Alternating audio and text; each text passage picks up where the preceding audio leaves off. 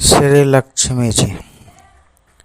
इस दिन समुद्र मंथन के समय क्षीर सागर से लक्ष्मी जी प्रकट हुई थी और भगवान विष्णु को अपना पति स्वीकार किया था। कथा इस प्रकार से है।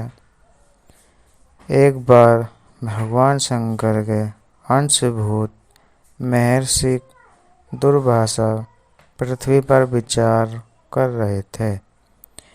घूमते घूमते वे एक मनोहर वन में गए। वहाँ एक विद्याधर सुंदरी हाथ में पारिजात पुष्पों की माला लिए खड़ी थी। वह माला दिव्य पुष्पों की बनी थी। उसकी दिव्य गंध के समस्त वन प्रांत सुभाषित हो रहा था। दुर्वासा ने विद्याधरी से वह मनोहर माला मांगी। विद्याधरी ने उन्हें आदरपूर्वक प्रणाम करके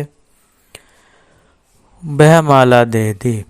माला लेकर उन्मत्त वेशधारी मुनि ने अपने मस्तक पर डाल ली और पुनः पृथ्वी पर भ्रमण करने लगे।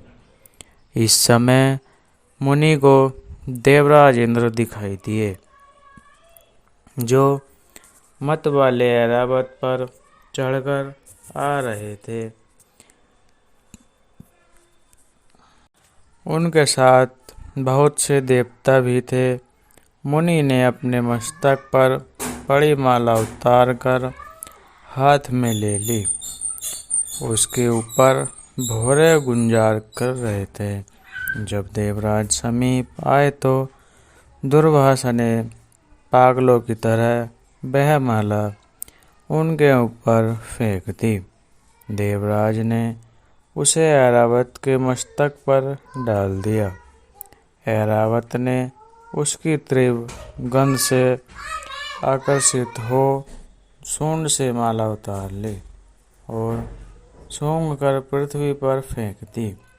यह देख दुर्वासा क्रोध से जल उठे और देवराज इंद्र से इस प्रकार बोले, अरे ओ इंद्र, ऐश्वर्य के घमंड से तेरा हृदय दूषित हो गया।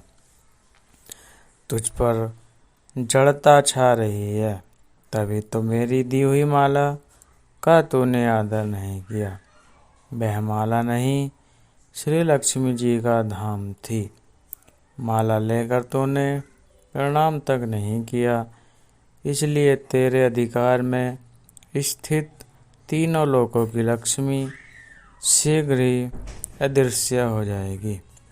यह श्राप सुनकर देवराज इंद्र घबरा गए और तुरंत ही ऐरावत से उतरकर मुनि के चरणों में पड़ गए। उन्होंने दुर्वासा को प्रश्न करने की लाख चेष्टाएं की, किंतु महर्षि टस से मस न हुए। उल्टे इंद्र को फटकार कर वहां से चल दिए। इंद्र भी ऐरावत पर सवार हो अमरावती को लौट गए। तब से तीनों लोकों की लक्ष्मी नष्ट हो गई। इस प्रकार त्रिलोकी के श्रीहीन एवं सत्य रहित हो जाने पर दानवों ने देवताओं पर चढ़ाई कर दी। देवताओं में अब उत्साह कहाँ रह गया था, सब ने हार मान ली। फिर सभी देवता ब्रह्मा जी की शरण में गए।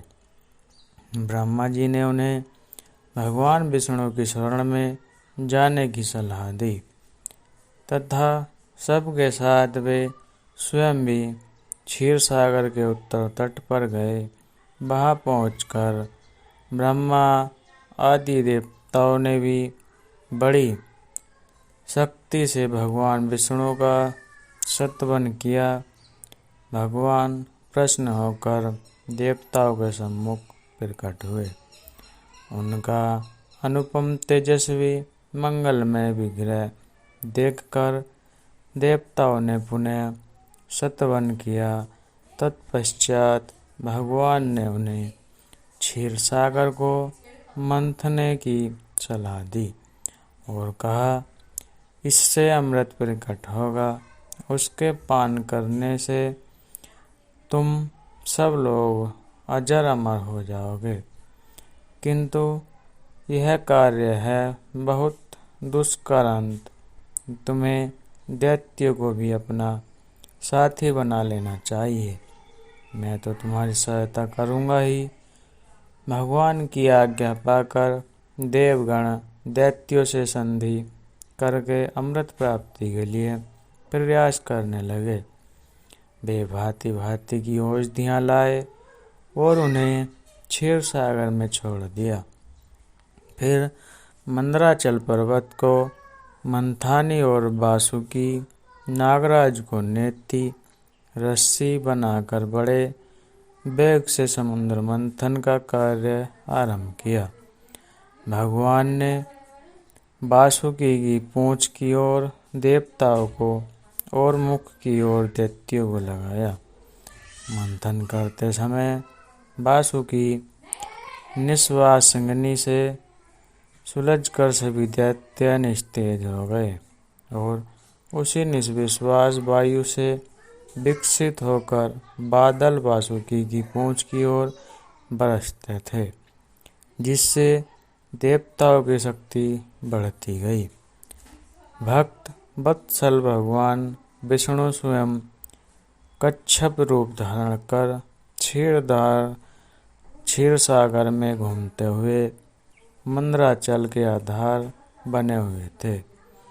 वे ही एक रूप से देवताओं में और एक रूप से दैत्यों में मिलकर नागराज को खींचने में भी सहायता देते थे तथा एक अन्य विशाल रूप से जो देवता और दैत्यों को दिखाई नहीं देता था, उन्होंने मंदराचल को ऊपर से दबा रखा था।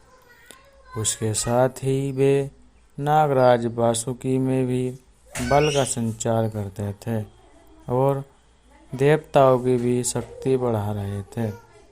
इस प्रकार मंथन करने पर क्षीर सागर से क्रम से कामधेनु, वारुणी देवी, कल्प वृक्ष और अप्सराएं प्रकट हुई। इसके बाद चंद्रमा निकले, जिन्होंने महादेव जी ने मस्तक पर धारण किया। फिर विष प्रकट हुआ, जिसे नागों ने चाट लिया। तदनंतर अमृत का कलश हाथ में लिए धन्वंतरि का प्रादुर्भाव हुआ। इससे देवता और दानवों को भी बड़ी प्रसन्नता हुई। सबसे अंत में क्षीर समुद्र से भगवती लक्ष्मी देवी प्रकट हुई। वे खिले हुए कमल के आसन पर विराजमान थे। उनके अंगों की दिव्य कांति सब और प्रकाशित हो रही थी। उनके हाथ में कमल और शोभा पा रहा था।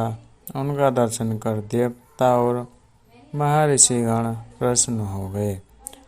उन्होंने वैदिक श्री सूक्त का पाठ करके लक्ष्मी देवी का स्तवन कर दिया। दिव्य वस्त्र भूषण अर्पित किए।